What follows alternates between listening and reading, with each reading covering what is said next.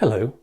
Having talked in previous videos about some of the churches rebuilt after the Great Fire of London in 1666 and that have subsequently been lost for various reasons, this time I'm taking a look at two threatened churches that have been substantially saved by being moved, before going on to explore sites with echoes of the churches that once stood there.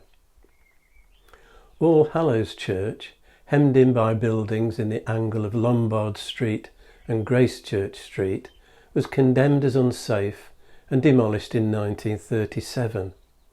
Material from the porch, cloister, and a square three-stage tower housing a peal of 10 bells, along with much of the interior fittings and furnishings, were rebuilt some 12 miles west as part of All Hallows on the Chertsey Road in Twickenham, consecrated in 1940.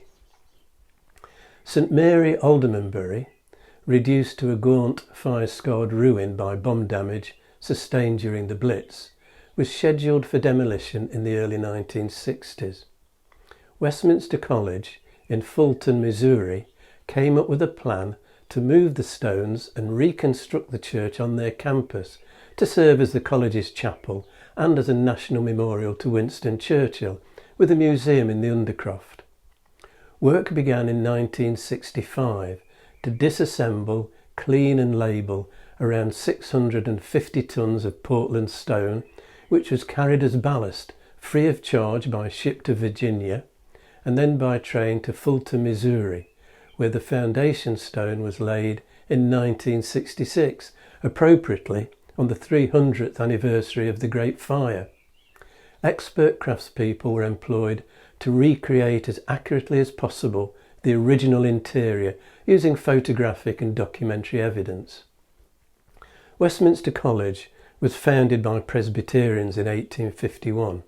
Its connection with Winston Churchill, which brought the college to international attention, dates to March 1946, when an ex-pupil with White House connections persuaded US President Harry S. Truman to invite Churchill to speak at the college. That particular speech echoed around the world. It's become known as the Iron Curtain speech, containing the famous phrase, "From Stettin in the Baltic to Trieste in the Adriatic, an iron curtain has descended."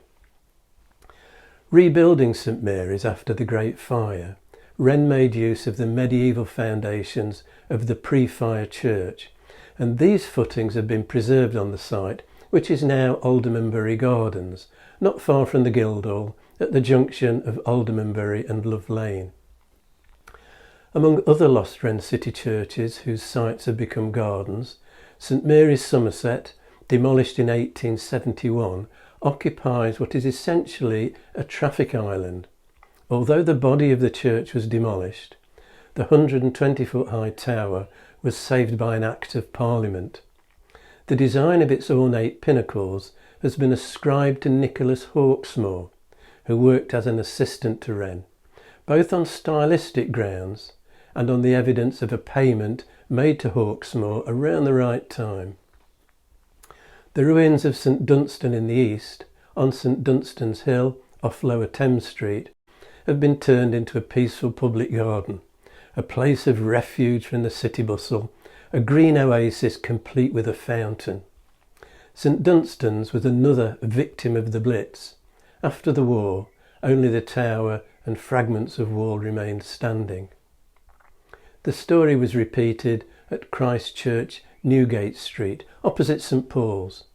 Severely damaged in the Blitz, a decision was taken not to rebuild, and a public garden was created around the ruins of the walls. A rather splendid West Tower was cleverly converted into private residential accommodation, and in case you're worried about the stairs, I can tell you the architects responsible for the change of use included a lift. A similar conversion took place with the tower of St Albans Church in the mid-1980s, the surrounding bomb-damaged building having been taken down in 1955, leaving the 92-foot perpendicular Gothic tower stranded in Wood Street.